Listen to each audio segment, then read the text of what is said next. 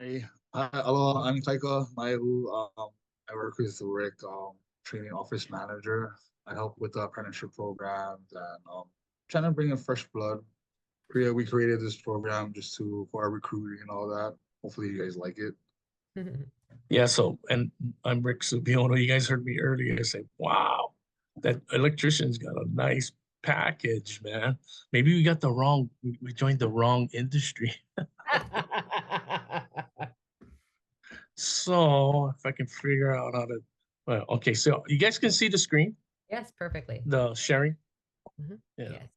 So, yeah. Oh, how we get out of here? Just take that out. There we go. Okay. So I gotta turn on my video, right? No? Okay, so go ahead. You can Oh, just press. okay, so this is the presentation we have for Roofers Local 221 training program, entering the roofing and waterproofing industry. Oh, can you guys hear me? I'm sorry, am I speaking loud enough? No, you're perfect. Okay, perfect. So, uh, so we asked the students, do you know what you're going to do after high school? And basically, there are four options. We give them four options just to get them thinking on, what they actually want to do, and every choice that we make in life basically leads to our future. Mhm. Sorry, just put my notes real fast. You're doing great. Thank you.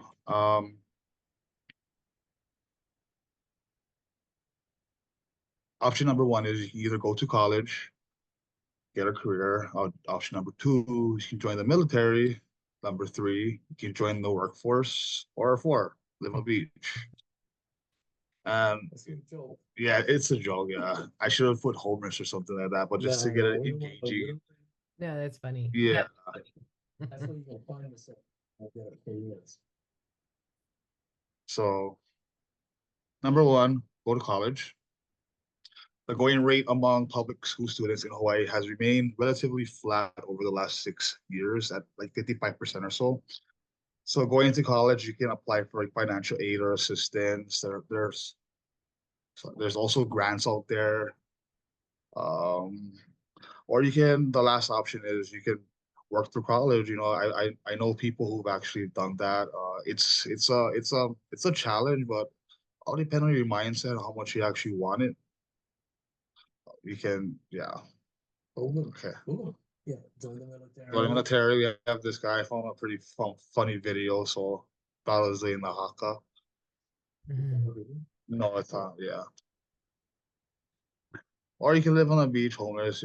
I've actually experienced homelessness once in my life, and I never ever want to experience it again. So, and now that I have kids, I don't want them to actually be experiencing that either. So that's also another motivation for myself. Do you want purpose in life? You want to be a contributing member to society? Does your kids deserve that, or you yourself deserve that? Don't you deserve more future, something you can actually be proud of? So, like I said, you get them thinking. If you like the idea of working right now, just thinking in a way, of working right now, school, you would like to work with your hands, and maybe you want to be a part of something. So we have all these pictures that we actually took from our members in the field. Become a part of something, be a team player, make a career. So yeah, we're roofing and waterproofing, right? Mhm. So these are just we just kind of this you kind of just kind of threw this together today or yesterday. So, but we do have a recruiting video, and we figure we just make our own presentation. Okay. So, moving on, in the terms of apprenticeship, you got to be a high school graduate or equivalent, valid driver's license, must be physically fit to perform the duties of the trade, and should be able to lift at least 100 pounds. So that's the minimum requirements we have listed with the state. Um, we don't require an entrance exam, right? And we just need able bodies, 17 years or older, and we'll train them. Yeah, some really helpful high school subjects are mathematics, mechanical drawing, building construction technology, and technical science. So yeah, real simple. Math is real basic in what we do. so Sorry. this is yeah.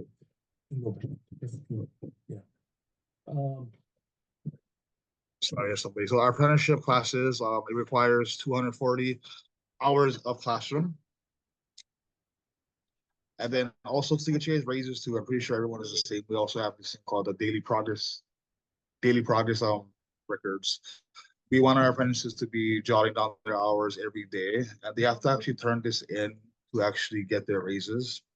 So if you're indentured before 2014, you will be every 1,000 hours. If you're indentured after 2014, you will be every 1,000 hours. And this is how we keep track of their progress and how much hours they actually work in the field, which has to be turned into us so we can put it a part of their apprenticeship folder.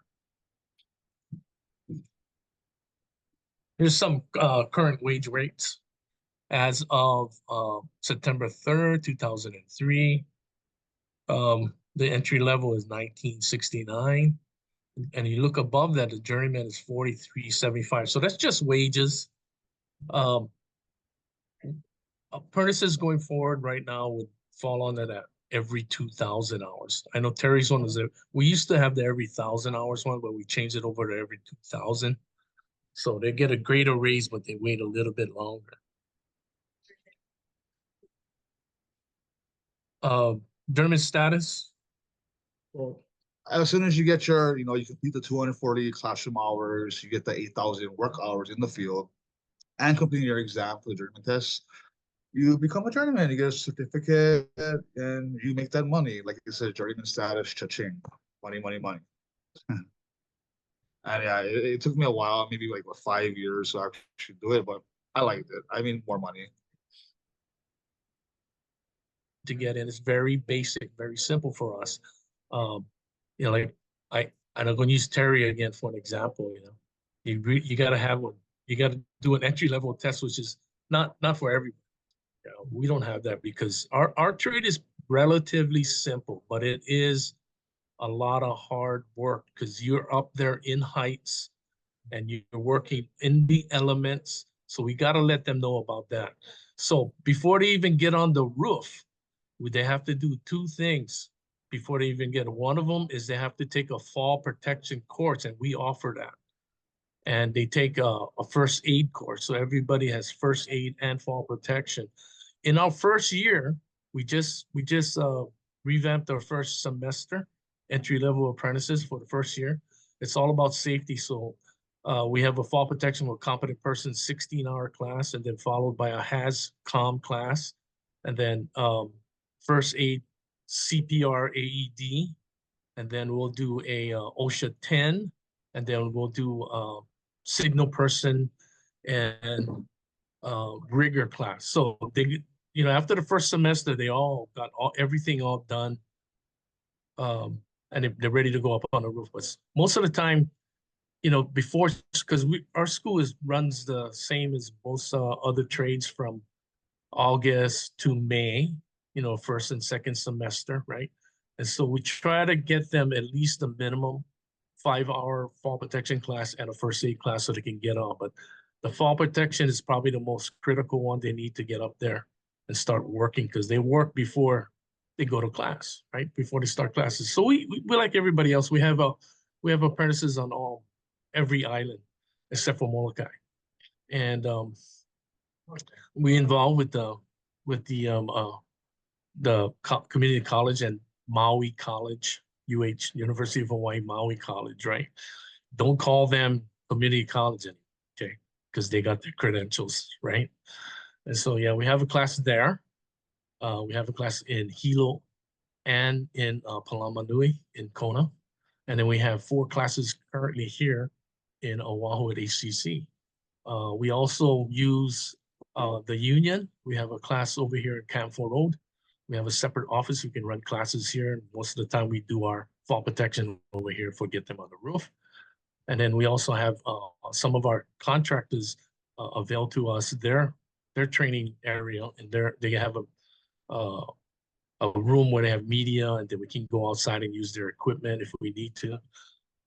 So it's if we're looking forward to what our trade offers, or how much work is out there. We actually behind on work right now because of the supply shortage chain.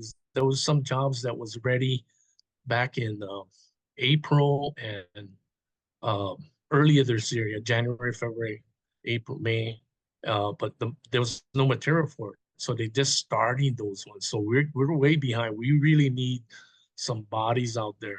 We need some workers out there. So we've been doing some recruiting. We were set up for some other professional guys to help us out. Some guys coming from the mainland to help us out. But we got to compete with everybody else. We got to compete with Earl. We got to compete with Terry. Because everybody looking for qualified guys, right? Most of our guys actually come from within the trade. They know somebody that's in the trade. We do high school job fairs. You guys know about the CCD. We're still planning the Maui one. I was on the original, and I'm still on the original group for them. The ones that put on the CCD, which is a good event. Yeah.